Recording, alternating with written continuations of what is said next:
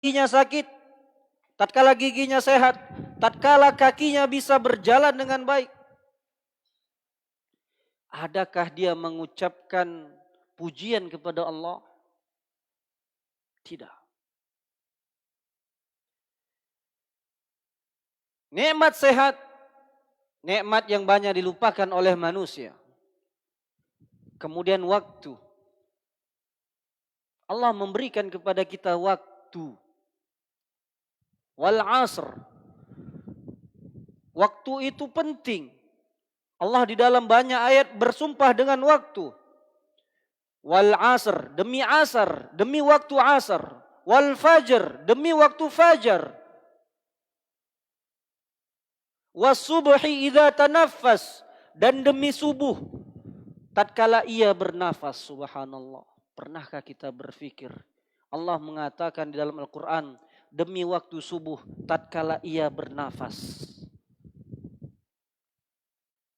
Waktu itu penting. Maka manfaatkan waktu yang ada dengan mengisi hal yang bermanfaat. Seperti sekarang.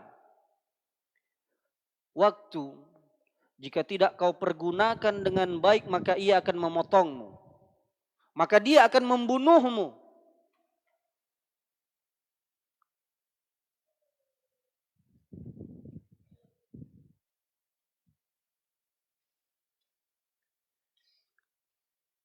Kebanyakan kita lupa. Ada waktu, namun tidak manfaat bagi kita. Waktu antara jeda, antara menunggu sholat, kita gunakan untuk cerita-cerita. Harusnya ketika itu kita berdoa, mengangkat tangan, atau murojaah. Banyak waktu itu kosong. Makanya Nabi Shallallahu Alaihi Wasallam pernah bersabda di dalam hadis yang diriwayatkan oleh Abdullah bin Abbas. Lihat, hadis diriwayatkan Abdullah bin Abbas. Nabi bersabda, "Ni'matani maghbunun fihima katsirun minan nas. As-sihah wal faragh." Ana ulang. Ni'matani maghbunun fihima katsirun minan nas. Dua nikmat yang sering dilupakan oleh orang-orang. Tidak dianggapnya, anggap lewat saja. As-sihah, yaitu kesehatan, wal faragh, dan waktu kosong.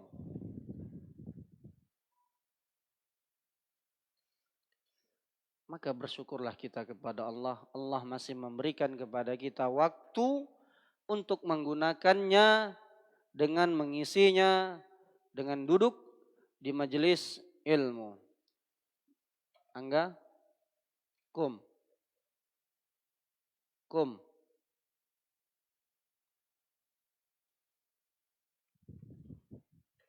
Waktu kita belajar, bukan tidur, bukan ngobrol.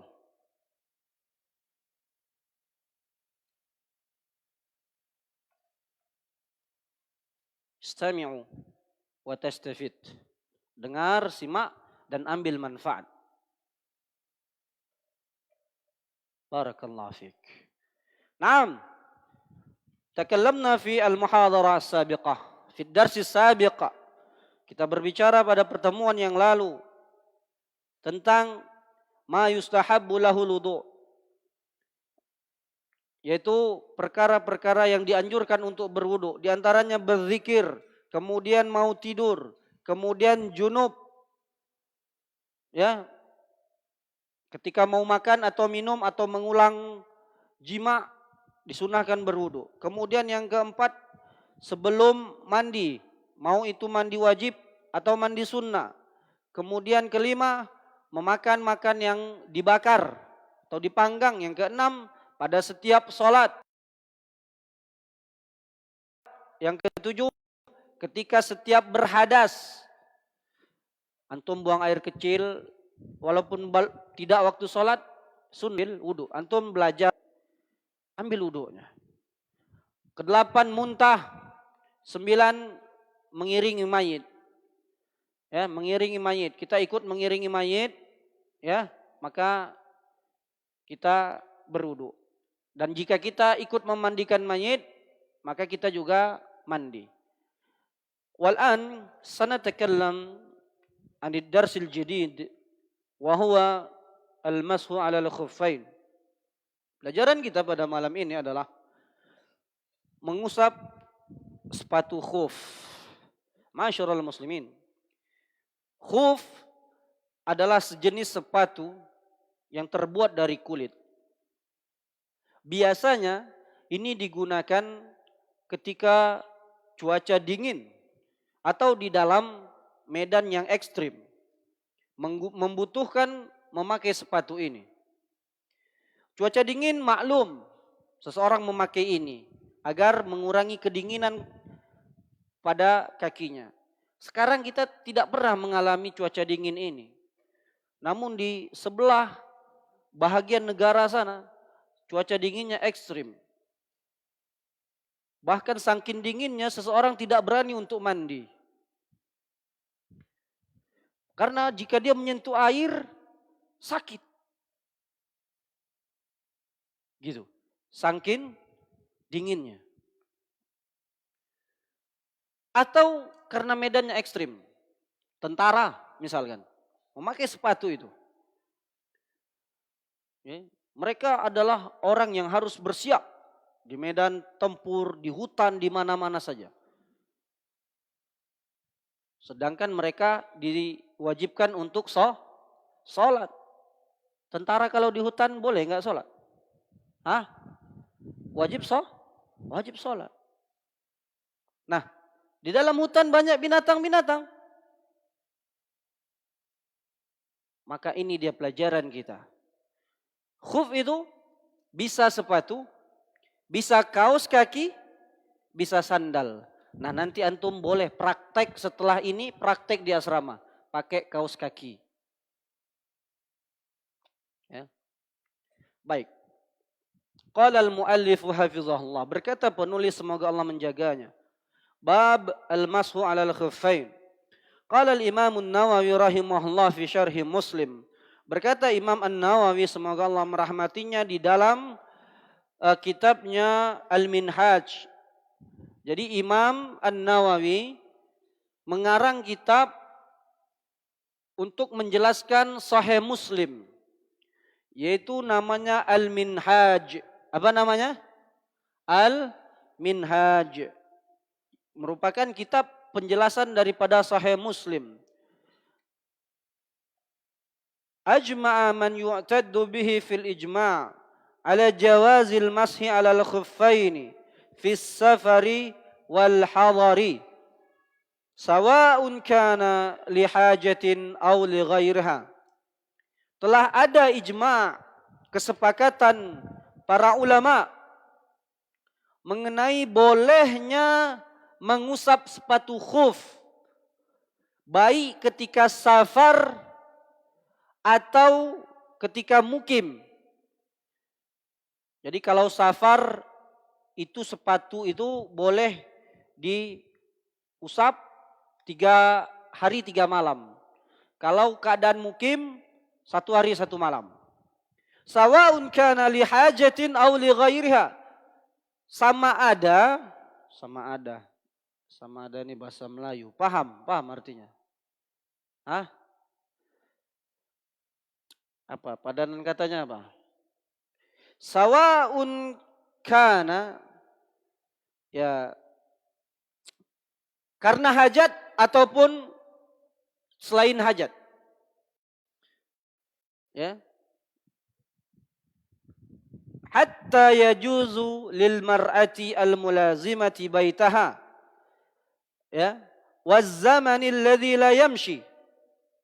Bahkan boleh bagi seorang wanita yang melazimi rumahnya, menetapi rumahnya, waz zamanil ladzi la yamshi, dan orang-orang yang menderita penyakit kronis, alladzi la yamshi, enggak bisa jalan.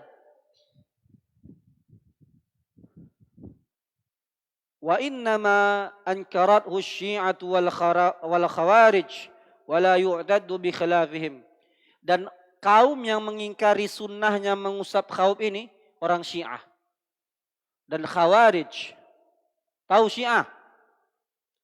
Tahu? Syiah adalah sekelompok orang yang mengkultuskan ahlu baitin Nabi, ahlu bait Nabi. Namun ahlu bait Nabi terbatas bagi mereka. Dan mereka mengkafirkan mayoritas sahabat kecuali sedikit. Abu Bakar kafir, Umar kafir, Aisyah kafir. Semua sahabat kafir bagi mereka kecuali sedikit. Yaitu ahlu bait Nabi dan beberapa orang. Seperti Miswat, Salman, ya, Ali dan keturunannya. Ya, Syiah. Atau lebih dikenal dengan Rafidhah. Apa? Rafidhah. Dan di mana ada Rafidhah, maka di situ pasti akan ada kekacauan. Di mana ada Syiah, selagi mereka ada, maka pasti akan ada kekacauan. Cepat atau lambat. Ketika mereka minoritas, mereka belum berani. Ketika mereka sudah mulai membanyak, mereka akan terang-terangan. Contoh, di Yaman, Syiah Houthi memerangi ahlu sunnah. Di Syria, Syiah Assad memerangi ahlu sunnah. Di Irak, setelah jatuhnya Saddam Hussein. Di Iran jangan ditanya, itu markasnya. Itu markasnya. Di ibu kotanya Teheran tidak akan ada sholat di masjid Sunni di situ. Maka antum kalau mau Jumat nggak ada antum ketemui di situ, kecuali di kedutaan Teheran.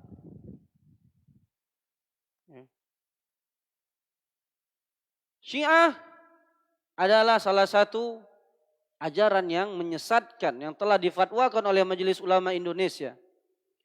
Mereka mengingkari sunnah khauf ini, sunnah mengusap sepatu khuf ini.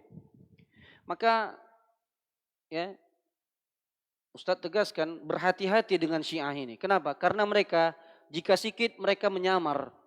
Mereka masuk dengan cara mengajak mencintai ahlu bait.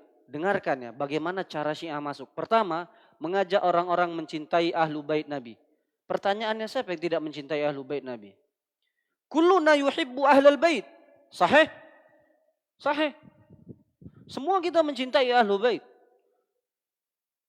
Namun apakah ahlu bait Nabi itu adalah maksum? Tidak.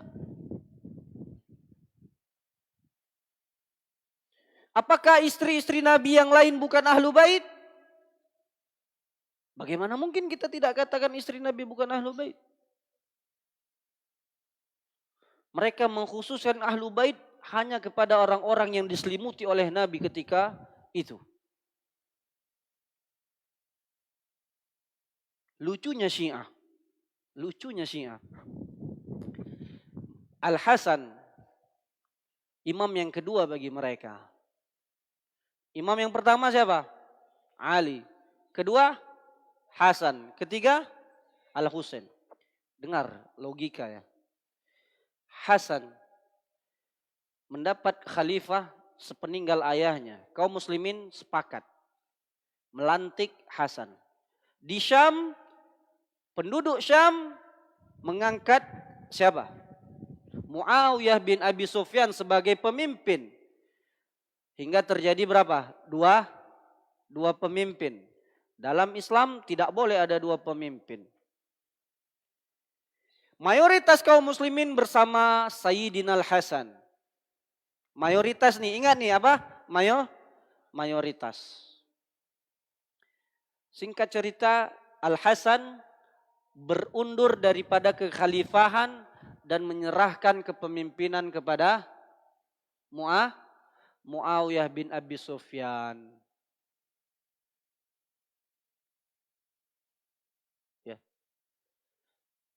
Posisi selanjutnya, Al-Husain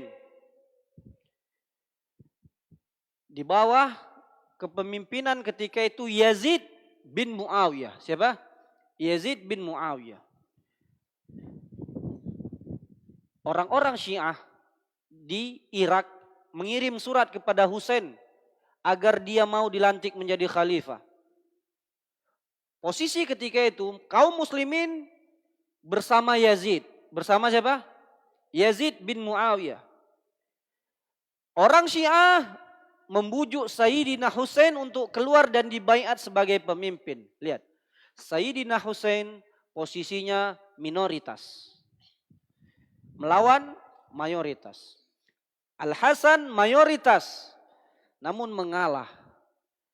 Pasti di sini ada antara yang salah dan benar. Iya atau tidak? Pasti kan dua imam ini berbeda kan? Sayyidina Hasan sebagai imam kedua bagi Syiah berundur ketika dia banyak. Sayyidina Husain memerangi Yazid dalam keadaan sedikit. Bukan memerangi Yazid, ya tidak. Ana ralat, bukan memerangi. Namun dia tidak suka kepada kepemimpinan Yazid. Di dalam ajaran Syiah, imam tidak boleh imam tidak boleh salah. Imam ke-12 mereka namanya siapa? Imam Mahdi, sembunyi di gua Sidrap di Irak. Jadi di gua itu dijagain terus itu. Imam Mahdinya enggak keluar-keluar. Padahal mereka bilang Imam Mahdinya di situ gitu. Tapi tidak keluar-keluar sampai sekarang. Betapa lucunya mereka. Kemudian mengusap khuf ini juga diingkari oleh kelompok Khawarij. Siapa? Khawarij. Khawarij adalah kelompok sesat daripada kaum muslimin. Mereka muslim, namun mereka menyimpang. Ingat ini namanya. Khawarij adalah kelompok yang keluar daripada barisan kaum muslimin. Dan mereka menganggap kafir orang-orang yang bermaksiat.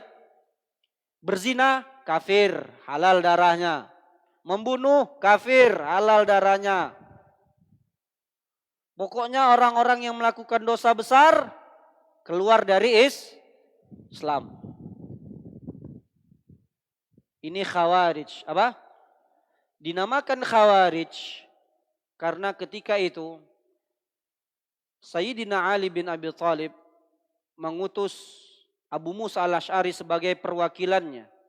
Kemudian Muawiyah bin Abi Sufyan mengutus Amr bin As sebagai wakilnya untuk mengadakan perdamaian. Maka duduklah Abu Musa al-Asy'ari sebagai Ali bin Abi Thalib. Dan duduklah Amr bin As sebagai wakil Muawiyah bin Abi Sufyan. Lalu keduanya kemudian menghasilkan kesepakatan. Abi Musa al-Asy'ari mengatakan kita luputkan Ali bin Abi Thalib.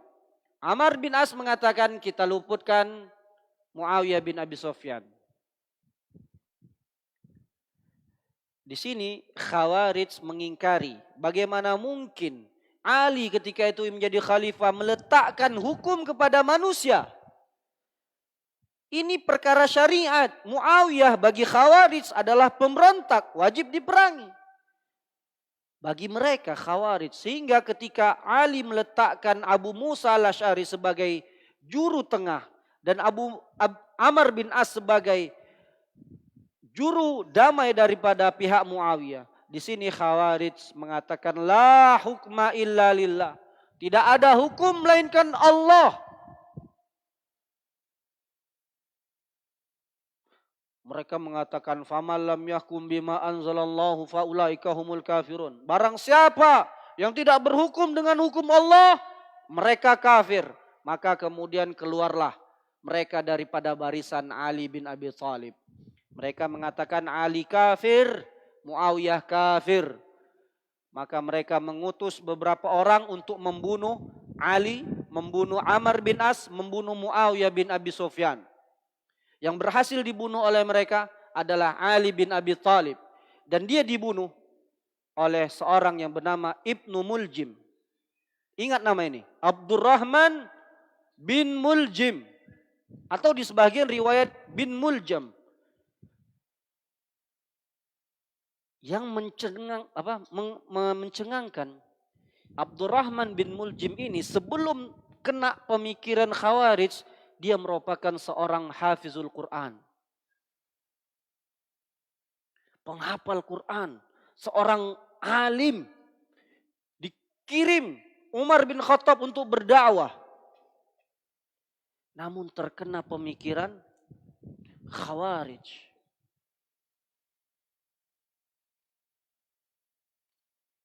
Akhirnya dia membunuh Ali bin Abi Thalib. Dan wafatlah Ali. Ini dia. Khawarij. Ustaz, apa masih ada mereka sampai sekarang, Ustaz? Iya. Khawarij masih ada sampai sekarang. Namun mereka tidak akan mengakui mereka Khawarij. Pemikirannya apa? Radikal. Ini dia Khawarij.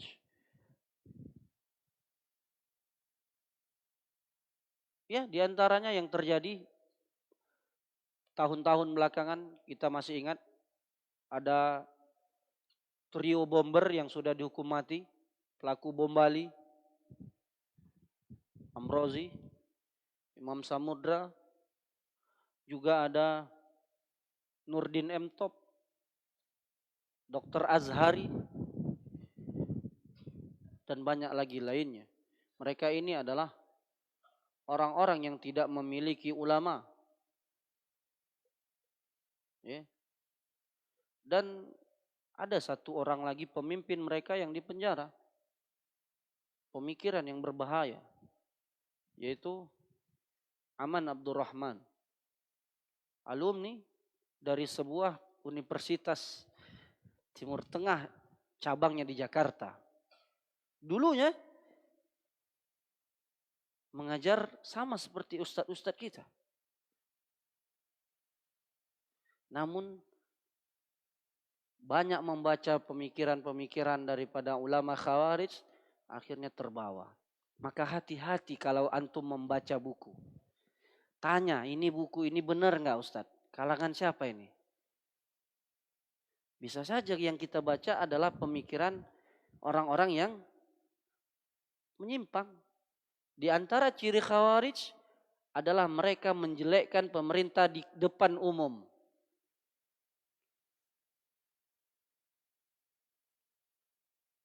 Baik. Ini dia, bahwa orang Syiah dan Khawarij mengingkari tentang sunnahnya menghapus sepatu khuf. Qala Al-Hasanul Basri, berkata Al-Hasanul Basri. Hasan Basri ini adalah imam daripada kaum tabi'in. Salah satu imam daripada tabi'in. Beliau mengatakan, haddatsani sab'una min ashabi Rasulillah sallallahu alaihi wasallam anna Rasulullah sallallahu alaihi wasallam kana yamsahu 'alal khuffain. Telah menceritakan kepadaku 70 orang daripada sahabat Rasul, bahwasanya mereka melihat Rasul mengusap sepatu khufnya. Lihat, 70 orang Hasan Al-Basri menceritakan kepadanya bahwa mereka melihat Rasul mengusap khufnya. Maka mengusap khuf merupakan bagian syariat ini, merupakan bahagian daripada agama yang tidak boleh untuk kita ingkari. Baik. Dalil pensyariatan mengusap khuf ini, perhatikan. Sebagaimana yang diriwayatkan oleh Imam Muslim daripada Amas dari Ibrahim dari Hammam, dia mengatakan, bala Jarirur. Suatu ketika Jarir kencing. Tsumma tawadda. Setelah itu dia mengambil wudu. Wa masaha ala khuffaihi. Kemudian ketika itu, ya, kata Hammam, aku melihat dia mengusap khufnya, sepatu khufnya. Faqila, lalu dia ditanya, taf'alu hadza? Jarir, kok gini wudunya gitu? Kenapa tidak mengusap kaki? Kok diusapnya sepatu gitu? Faqala na'am, kata Jarir, iya. Ra'aitu Rasulullah sallallahu alaihi wasallam bala thumma tawadda'a wa masaha ala khuffaihi. Iya, aku pernah melihat Rasul kencing, kemudian berwudu, kemudian dia mengusap sepatu khufnya. Maksudnya adalah kakinya dalam keadaan suci, baru diusap. Qala al-Amash, qala Ibrahim, kana yu'jibuhum hadal hadis, lianna Islam Jarir kana ba'da nuzulil Maidah. Jarir bin Abdullah, salah seorang sahabat Nabi, dia masuk Islam setelah turunnya surat Al-Maidah. Apa korelasinya dengan cerita ini? Baik, pada surat Al-Maidah yang telah lalu, di sana disebutkan tentang pensyariatan apa? Al-Maidah. Dalil tentang pensyariatan apa? Angkat tangan. Man yujib? Faddal. Dalil tentang pensyariatan wudu. Naam. Tata cara mengambil wudu. Wahai orang-orang yang beriman, idza kumtum ila shalah faghsilu wujuhakum wa aydiyakum ila al-marafiq. Ya. Dan seterusnya.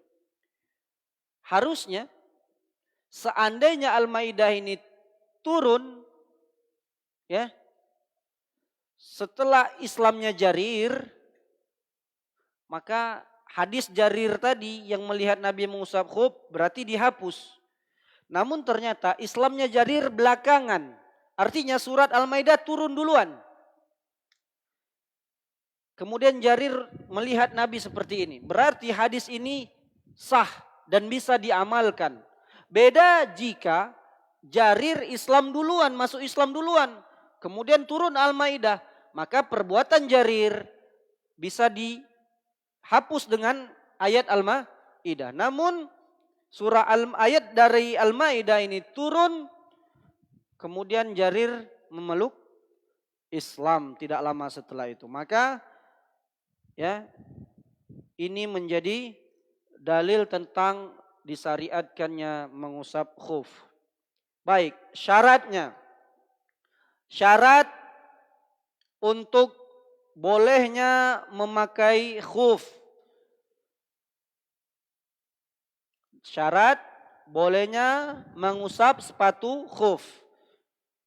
Anil Mughirah bin Syu'bah radhiyallahu anhu qala, dari Mughirah, hadis diriwayatkan dari sahabat Nabi yang bernama Al-Mughirah.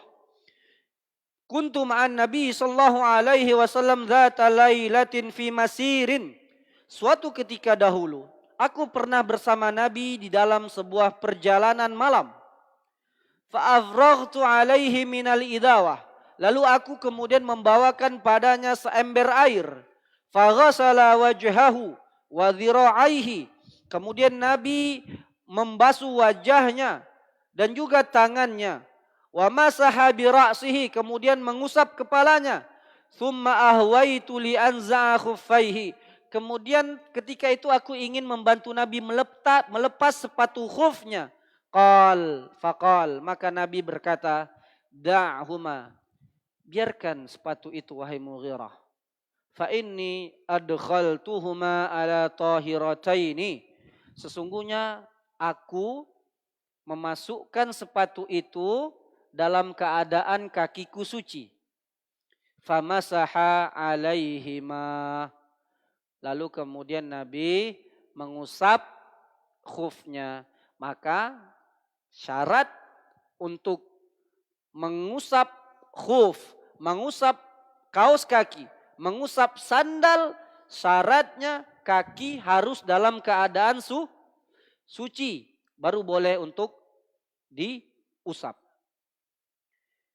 Selanjutnya muddatul mashi, waktu ya mengusap, jangka masanya.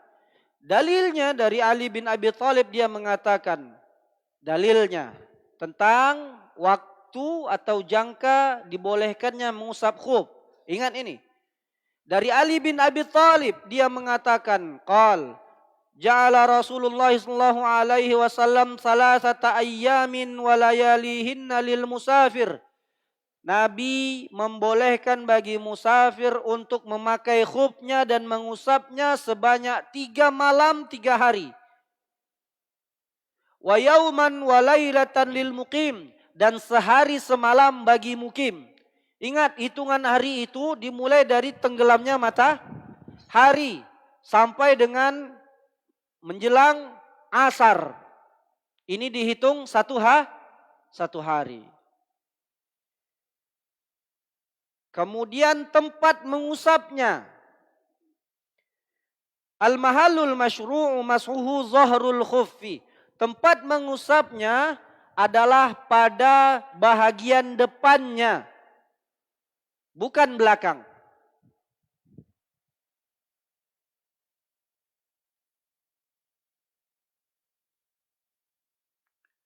Dalilnya berdasarkan riwayat daripada Ali bin Abi Thalib. Lau kana ad-dinu bir-ra'yi. Kalaulah, penting nih, lihat ini, penting nih. Kalaulah agama itu didasari hanya dengan logika semata. Isa. Kum ya Isa. Kum. Barakallahu fiik. Hayakum. Kata Ali bin Abi Thalib, kalaulah agama itu berdasarkan logika, lakana asfalul khuffi aula bil mashi min a'la. Maka pasti yang lebih pantas untuk diusap dari sepatu khuf adalah bahagian bawahnya, bukan atasnya. Karena yang kotor adalah bagian bawah. Namun syariat mengatakan diusap atas. Laqad ra'aitu Rasulullah sallallahu alaihi wasallam yamsahu ala zahiri khuffaihi. Aku telah melihat Rasul mengusap bahagian punggung khufnya. Wal wajib fil mashi ma yutlaqu alaihi ismul mashi. Maka kata Ali, yang wajib diusap daripada khuf ini adalah bahagian atas. Kemudian juga di sini kita singkat saja karena sudah masuk waktu, bahwa sebagaimana bolehnya mengusap sepatu khuf, boleh juga mengusap kaos kaki dan sandal. Dalilnya, lihat, kita ada dalil.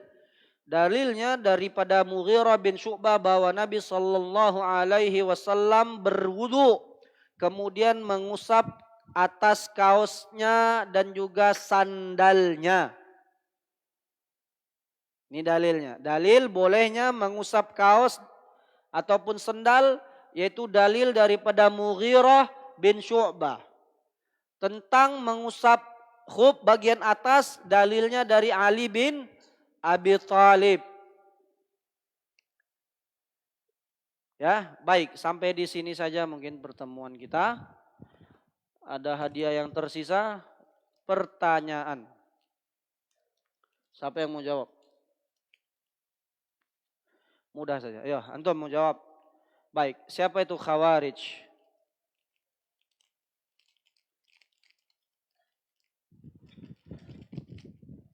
Baik, siapa itu Syiah?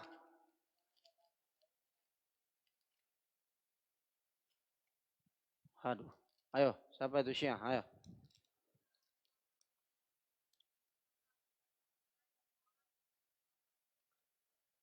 Sahabat, mengkafirkan sahabat. Kasih.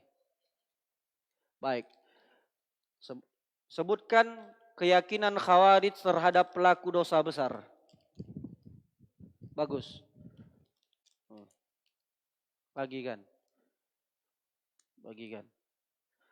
Yaitu mengkafirkan pelaku dosa besar.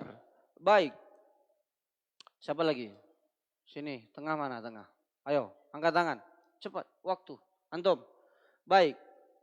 Berapa lama waktu boleh mengusap khuf bagi orang musafir dan bagi mukim? Baru tadi kita sebut.